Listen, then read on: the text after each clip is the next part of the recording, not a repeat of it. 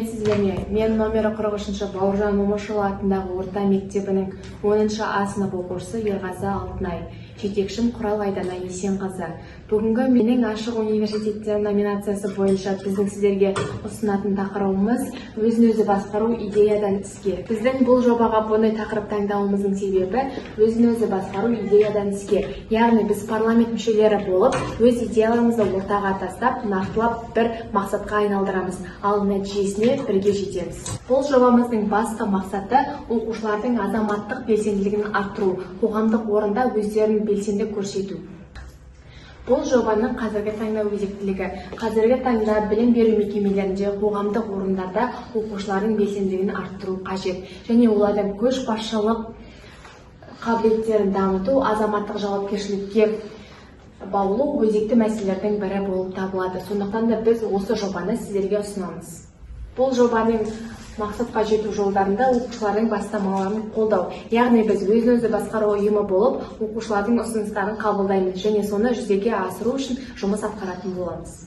Ер парадигмасын жаңарту, яғни тәрбие кестесі. Қазіргі таңда оқушылардың арасындағы өзекті мәселелердің бірі вейп, нашақорлық, лудомания, вандализм, діни экстремизм, буллинг, яғни зорлық-зомбылық. Бұл бұрыс әрекеттерді жою үшін біздің мектепте ай сайын тәрбие сағаттары және де жиналыстар өтілуде. Біздің мектептегі мұғалімдердің барлық мақсаты тек оқушыларға білім беру емес, сонымен қатар олардың бойындағы бұрыс әрекеттерді жою. Біз Бауыржан Момышұлы мектебінде оқығаннан кейін біз Бауыржан Момышұлының сөзін құптаймыз, яғни тәртіпке бағынған құл болмайды.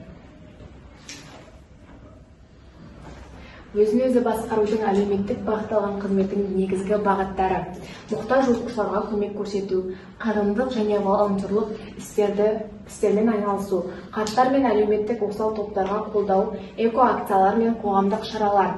Бізде эко-акцияларға байланысты оқушыларымыз қыс мезгілінде қар күреуге, жаз мезгілінде мектеп сыртындағы қоқыстарды айналаны тазартуға көмек көрсетеді.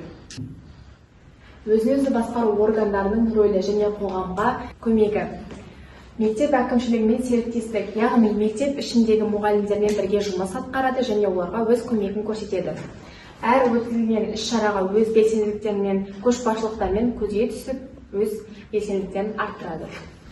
Азаматтық белсенділіктерді дамыту маңызды ерекшеліктері. Өмірдегі өзекті мәселелердің бірі жасөспірімдердің қала немесе ауыл өңір деңгейіндегі өзекті мәселелерді талқылауға және ұсыныстар жасауға ынталандыру маңызды. Яғни мектептерде пікірсайыс, пікірталас ойындарын ойнатып, оқушылардың өз ойын анық айтуға, сөздік қорын көбейтуге өз көмегін тигізеді. Жасөспірімдердің белсенділігін арттыру, практикалық кеңестер.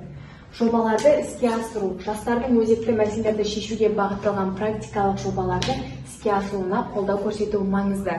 Бізге келген әр оқушының ұсынысы міндетті түрде қабылданады. Яғни бізге келіп қоғамдық жұмыстарды, қайырымдылық акциялар мен экологиялық бастамаларды ұсынуы мүмкін. Және біз оларға міндетті түрде қолдау көрсетіп, ол істі қолға аламыз. Бұл жобаның нәтижесіне сіздерге қорытындылай келе айтқым келетіні, өзін-өзі басқару ұйымының мектепке де, оқушыларға да тигізер әсері орасан зор.